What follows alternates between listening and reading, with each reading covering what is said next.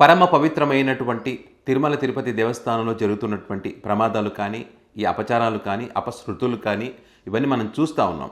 So వీటికి సంబంధించి ఈ వీడియోలు మీకు చెప్పే ప్రయత్నం చేస్తాను. మీరు అనుకోవచ్చు, ఆల్రెడీ మాకు తెలుసు కదా, మన బస్సు ప్రమాదం తెలుసు, తిరుపతిలో జరిగినటువంటి తొక్కిసలాట తెలుసు, 6 మంది చనిపోవడం, కొంతమంది గాయాలు కావడం, అదేవిధంగా ఏదైతే లడ్డు కౌంటర్లో అగ్ని ప్రమాదం జరగడం చూసాం. ఇవన్నీ చూసాం కదా, ఇంకా కొత్తగా ఏముంటుందని మీరు అనుకోవచ్చు.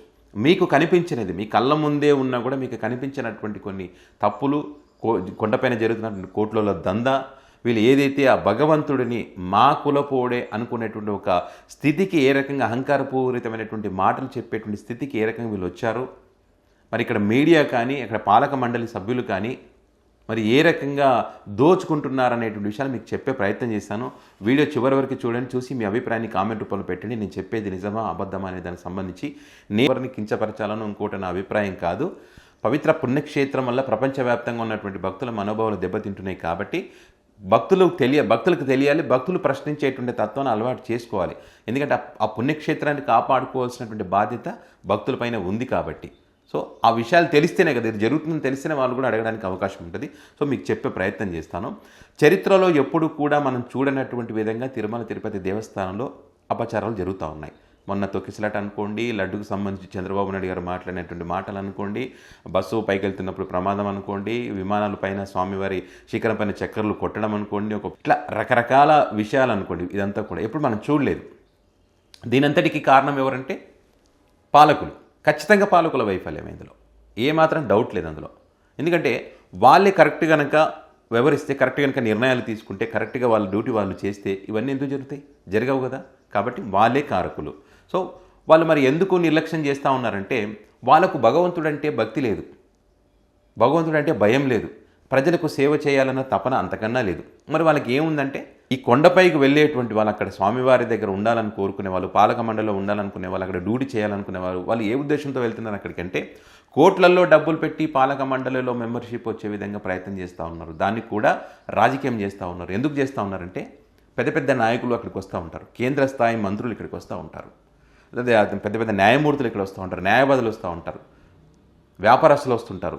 సో వీళ్ళందరూ అక్కడికి వచ్చినప్పుడు వాళ్ళతో పరిచయాలు పెంచుకోవాలి, వారితో పరిచయాలు పెంచుకొని తమకు కావాల్సినటువంటి పనులన్నీ కూడా చేసుకోవాలి. సో అందులో భాగంగానే ఇక్కడికి వస్తున్నారు. కానీ దేవుడి పైన భక్తితో వచ్చేటువంటి సంఖ్య ఎంత ఉంది? ఓ 10 మందిలో ఒకరో ఇద్దరు తప్పితే మిగతా వాళ్ళందరూ కూడా ఇదే రకమైనటువంటి ఆలోచనతో అక్కడికి వస్తున్నారు. కాబట్టే ఇలాంటి సంఘటనలు జరగడానికి కారణమవుతుంది అనేటువంటిది ముమ్మాటికి వాస్తవం. నిజంగా ఎవరికి భక్తి బాగుందని చెప్పండి? భక్తి, భయము, సేవ చేయాలని తపన ఉంటే ఇలాంటి ఘటనలు నిజంగానే జరగవు కదా. మధ్యకాలంలో ఒక జడ్జి అక్కడికి వస్తే ఒక విలువైనటువంటి ఒక వాచ్ని అక్కడ ఉన్నటువంటి పాలక మండలిలో ఉన్నటువంటి ఒక వ్యక్తి ఇచ్చే ప్రయత్నం చేశారంట. స్వామివారికి దర్శనం చేయించి అన్ని చేయించిన తర్వాత ఆ వ్యక్తి తిరస్కరించాడంట. న్యాయమూర్తికి ఒక కానుక ఇస్తున్నాడంటే దాని అర్థం ఏంటి? ఊరికే ఎవరు ఇవ్వరు, ఆ వ్యక్తికి ఏదైనా పని ఉంటేనే ఇస్తారు అక్కడ. ఇట్లా అక్కడికి వచ్చినటువంటి వ్యక్తులకు రాచమర్యాదలు చేయడం, అది కూడా నిబంధనలకు విరుద్ధంగా రాచమర్యాదలు చేయడం, ఆ రూమ్లన్నీ బ్లాక్ చేసేయడం.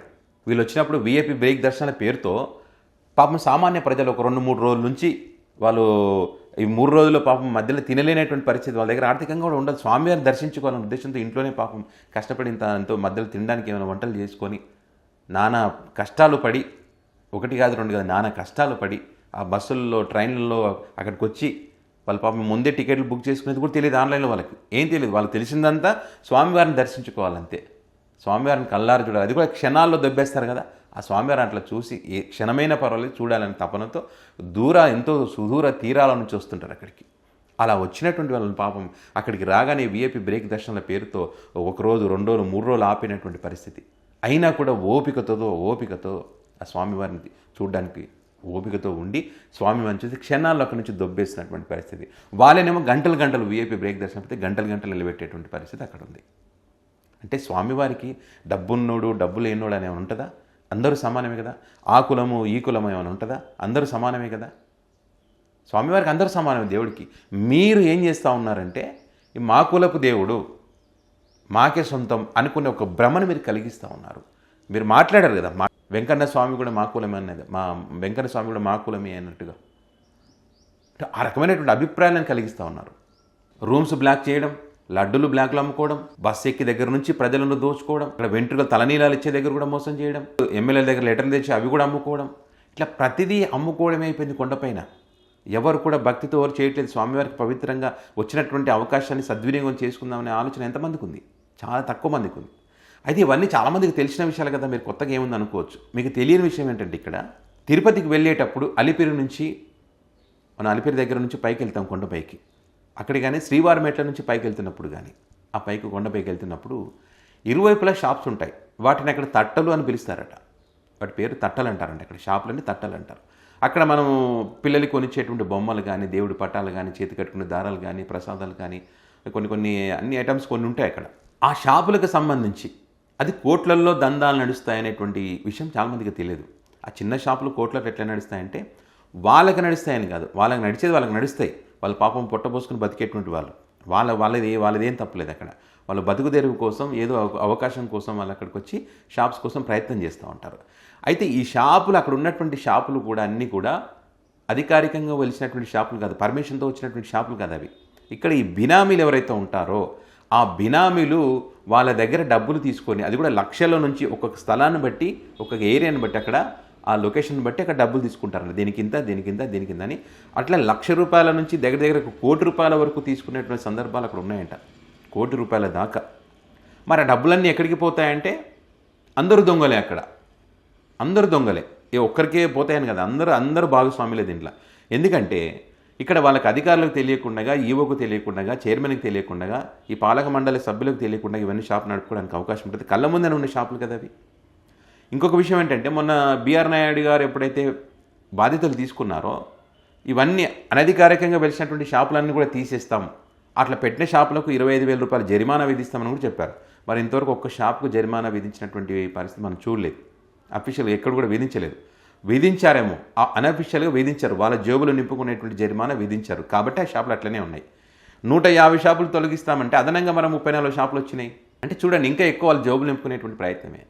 మరి దీన్ని ఏమంటారు? మరి ఇది దోపిడీ అన్నారా? దీన్ని దోపిడీ అంటారు కదా.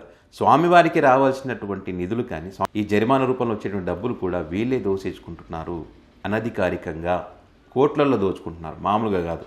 అధికార పార్టీకి చెందినటువంటి వాళ్ళు అక్కడ షాపులు పెట్టుకోవడం ద్వారా వాళ్ళని ప్రశ్నించే అధికారం ఎవరికి ఉంది? ఎవరికి లేదు. ఎవరు ప్రశ్నించకూడదు వాళ్ళని. గతంలో ప్రశ్నించినటువంటి వాళ్ళందరూ ఇప్పుడు మౌనంగా ఉన్నారు. ఎందుకు మౌనంగా ఉన్నారో తెలియదు. సనాతన ధర్మాన్ని కాపాడుతున్న వాళ్ళు మౌనంగా ఉన్నారు. ఎందుకు మౌనంగా ఉన్నారో తెలియదు. అక్కడ కొండపైనే తిరుమల తిరుపతి దేవస్థానంలోనే, అక్కడ తిరుపతిలోనే ఉండేటువంటి వాళ్ళు కూడా హిందూ సమాజాన్ని కాపాడేది మేమే అన్న వ్యక్తులు కూడా, దాన్ని ఓన్ చేసుకునేటువంటి వ్యక్తులు కూడా సైలెంట్ ఉన్నారు. ఎందుకు సైలెంట్ ఉన్నారో తెలియదు. చిన్న షాపులోనే లక్షల నుంచి కోట్ల దాకా వస్తుందంటే, ఇక hotels, restaurants, fast food centres, వీటికి సంబంధించి కూడా కొన్ని అధికారికంగా, కొన్ని అనధికారికంగా షాపులు పెడతా ఉన్న పరిస్థితి. అక్కడ చైర్మన్ గారు ప్రతిరోజు పైకి వెళ్తూ ఉంటారు. కనిపిస్తూ ఉంటాయి ఏ షాపులు అక్రమంగా ఉన్నాయి ఏందనేది చాలా క్లియర్గా అర్థమవుతుంది. ఇప్పుడు రెండు వైపులు ఉన్నటువంటి షాపులు, మరి ఇవన్నీ తట్టలు అనేది పిలుస్తారు, అవన్నీ కూడా అక్రమంగా ఉన్నటువంటి షాపులే కదా. మరి ఇవి ఎట్లా వెలిసినాయని చెప్పి ఆయనకు తెలియదా? తెలుసు. మరి ప్రక్షాళన చేస్తున్నారు. ఎందుకు చేయలేదంటే దాని అర్థం ఏంటి? వాళ్ళు అనుకునేది ఏదో, వాళ్ళకి కావాల్సిందేదో వాళ్ళకి వస్తూ ఉందని చెప్పి. మళ్ళీ ఇదే కాకుండా అదనంగా ఏంటంటే, ఈ హోటల్స్కి పర్మిషన్ ఇస్తారు కదా, హోటల్స్ ముందర కూడా ప్లేస్ ఉంటుంది. ఆ ప్లేస్లో కూడా వేరే వాళ్ళు షాపులు పెట్టుకోవడానికి పర్మిషన్. అది అనధికారికంగా, అఫీషియల్గా కాదు.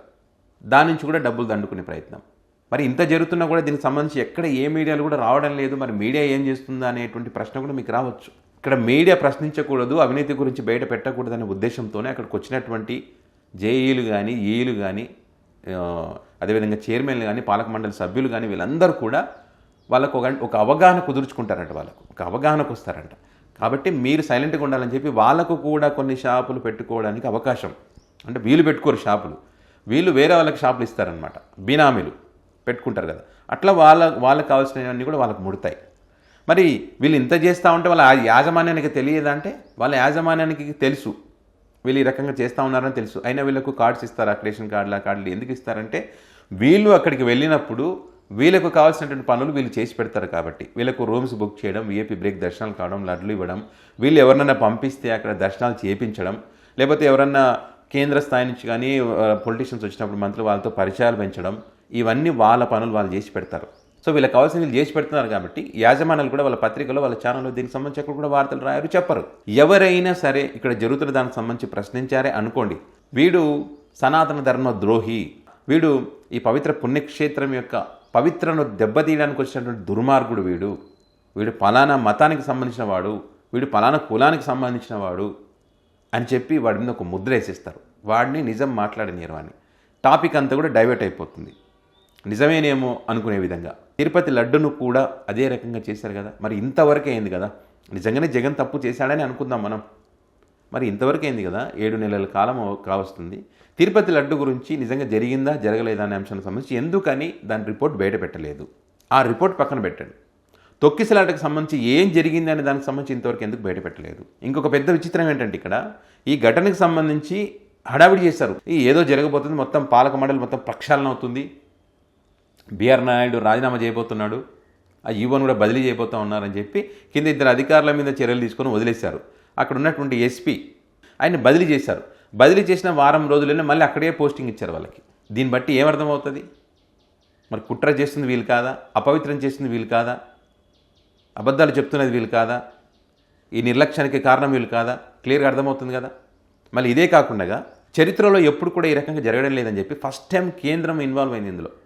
అక్కడ విచారణ చేయాలని చెప్పి ఒక అధికారిని సంజీవ్ కుమార్ జిందాల్ని నియమిస్తే, ఆ వ్యక్తి వస్తున్నాడని చెప్పి వాళ్ళకి ఉత్తర్వులు ఇస్తే, ఎవరైతే అమిత్ షా ఇక్కడికి వచ్చారో అప్పుడు టీడీపీ పార్టీకి చెందినటువంటి వ్యక్తులు ఇట్లా అక్కడ నుంచి కేంద్రం నుంచి ఉత్తర్వులు వచ్చాయంటే టీటీడీకి, సో మరి ఇక్కడ విచారణ కనుక జరిగితే ప్రతిష్ట దెబ్బతింటుంది, మనం అధికారంలో ఉన్నాం కదా అని చెప్పగానే క్షణాల్లోనే అమిత్ షా గారు ఉత్తర్వులను వెనక్కి తీసుకున్నారంట.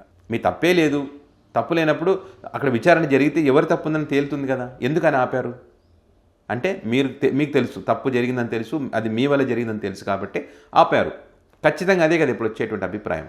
మరి ఇలాంటి వాళ్ళు సనాతన ధర్మాన్ని కాపాడతారు, ఇలాంటి వాళ్ళు సనాతన ధర్మ పరిరక్షకులుగా గొప్పగా పేర్లు చెప్పుకుంటారు, మేమే కాపాడేదని చెప్తారు. మరి ఇలాంటి వాళ్ళు ఆ స్వామివారిని ఒక వర్గానికి పరిమితం చేస్తారు, మా కులమే అని చెప్తారు, స్వామిని కూడా మా కులమే అని చెప్పేటువంటి అహంకారపూరితమైనటువంటి మాటలు వీళ్ళు మాట్లాడుతూ ఉన్నారు. ఇది ద్రోహం కాదా? ఇది తప్పు కాదా? ఇది అన్యాయం కాదా?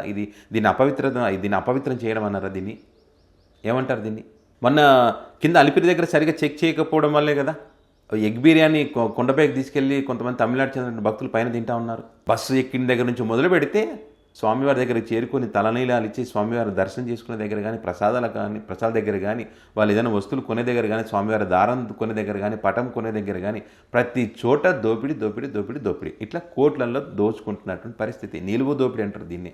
ప్రతిదీ భక్తుల మనోభావాలను దెబ్బతీసే విధంగానే వీళ్ళు వ్యవహరిస్తున్నారు. మొన్న ఒక మహిళ కూడా కంటతడి పెట్టుకుంది.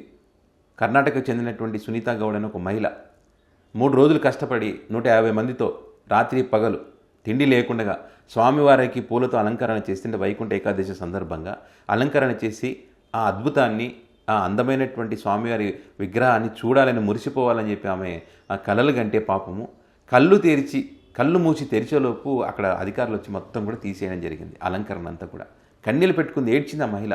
క్వశ్చన్ చేసింది, మీకు ఎవరు ఇచ్చారు ఈ రైట్స్? భక్తుల మనోభావాలు దెబ్బతీసే రైట్స్ మీకు ఎవరు ఇచ్చారని చెప్పి ఆ మహిళ క్వశ్చన్ చేస్తే అధికారుల నుంచి ఆన్సర్ లేదు. అంత కష్టపడితే కనీసం కొన్ని నిమిషాలైనా చూసుకునేటువంటి భాగ్యాన్ని ఆ భక్తులకి కలిపినప్పుడు ఇక మీరు ఎందుకు? భక్తులు ఇక్కడికి వస్తున్నారు కాబట్టే కదా మీరు అక్కడ ఉండగలుగుతున్నారు. కనీసం ఆ భక్తుల మనోభావాలను గౌరవించాలనేటువంటి కనీస జ్ఞానం కూడా మీకు లేకపోతే ఎట్లా? సో ఇట్లా చాలా ఉన్నాయి చెప్పుకుంటూ పోతే. సో మీరు కూడా ఈసారి తిరుపతి వెళ్ళినప్పుడు ఆ కొండపైన 2 వైపుల షాప్స్ ఉంటాయి కదా, వాళ్ళని ఒకసారి గమనించండి, వాళ్ళని ఒకసారి అడగండి, నిజమేనా కాదా? మీరు సంవత్సరానికి ఎంత ఇస్తున్నారు? ఈ 5 సంవత్సరాల కాలంలో ఎంత ఇస్తారు? గతంలో కూడా ఈ రకంగా ఉందా? ఇప్పుడే కొత్తగా ఈ రకంగా ఉందా అని దానికి సంబంధించి మీరు అడగండి. అనేక విషయాలు వాళ్ళు చెప్తారు. ఆ షాప్లో ఉండేటువంటి అనేక విషయాలు చెప్తారు వాళ్ళు. కనుక్కోండి కావాలంటే. ఎందుకంటే ప్రతి భక్తుడికి, ప్రతి ఒక్కరికి తెలియాల్సినటువంటి అవసరం ఉంది. పాలకులు సరిగా పాలన చేయనప్పుడు, మరి ఆ పవిత్రతను దెబ్బతీస్తున్నప్పుడు దాన్ని కాపాడుకోవాల్సినటువంటి బాధ్యత ఖచ్చితంగా మన పైన ఉంటుంది. కాబట్టి అక్కడ జరుగుతున్నటువంటి అన్ని విషయాలు మనం తెలుసుకొని వాటిని మనం ఈ పాలకులను ప్రశ్నించి సమూలంగా మార్పులు చేసే దిశగా మనం ఆలోచన చేయాల్సినటువంటి అవసరం ఖచ్చితంగా ఉంది. నేను ఇప్పుడు ఉన్నటువంటి పాలక మండలికి కూడా అక్కడ ఉన్నటువంటి వాళ్ళకు కూడా భక్తి, భయం అనేటువంటిది ఏమీ లేదు. ముఖ్యంగా వాళ్ళు చేయాల్సినటువంటి పనులు ఏదో కూడా వాళ్ళకి తెలియదు. వాస్తవం ఇది. ఎందుకంటే ఈ అధికారులు ఏం చేస్తూ ఉన్నారంటే, ఇక్కడ వీళ్ళకు కొత్తగా పాలక మండలి ఏర్పడినప్పుడు వాళ్ళకు కొన్ని బుక్స్ ఉంటాయి, నియమ నిబంధనలకు సంబంధించి, వాళ్ళ డ్యూటీకి సంబంధించి. ఆ బుక్స్ తెలుగులో, ఇంగ్లీష్లో ఉంటాయి. ఎందుకంటే కొంతమంది కర్ణాటక, తమిళనాడు, వివిధ రాష్ట్రాలకు చెందినటువంటి వాళ్ళు కూడా ఉంటారు. సో వాళ్ళకి చూపించాల్సినటువంటి అవసరం ఉంటుంది. వాళ్ళ దగ్గర బుక్స్ పెట్టరు, వాళ్ళకి విధి విధానాలు చెప్పరు, మీ డ్యూటీ ఏందో చెప్పరు, ఒక క్లారిటీ ఏమీ లేదు వాళ్ళకు. వాళ్ళు ఏం చేస్తారు? ఏం చేయరు. ఇక వాళ్ళు కూడా ఏముంది, మేము పాలక మండలిలో మెంబర్గా ఉన్నాం, ఇదే చాలు, ఎవరైనా వచ్చినప్పుడు బ్రేక్ దర్శనాలు చేపిస్తాం, పరిచయాలు పెరుగుతున్నాయి, ఇదే చాలు, ఇంతకన్నా గొప్పగా ఏముంది మాకు అనుకునేటువంటి భ్రమలో వాళ్ళు ఉన్నారు. వాళ్ళు మీటింగ్లు పెట్టినప్పుడు బిస్కెట్లు, ఛాయ్ సమస్యలతో వాళ్ళు టైంపాస్ చేస్తున్నారు. అదే ఉన్నటువంటి అభిప్రాయం. నిజంగా సమర్థవంతంగా పనిచేస్తే ఈ పరిణామాలన్నీ జరగవు కదా. సో కాబట్టి భక్తులు ఇవన్నీ గమనించండి. నిజంగా తప్పు జరుగుతుందా లేదా తెలుసుకోండి. ఖచ్చితంగా ఆ తిరుపతి లడ్డుకు సంబంధించి కూడా ఏదైతే కామెంట్ చేశారో అప్పుడు అది నిజమా కాదా, దానికి సంబంధించినటువంటి ఆ అప్డేట్ ఏంటి అనేది కూడా మీరు క్వశ్చన్ చేయాల్సినటువంటి అవసరం ఉంది.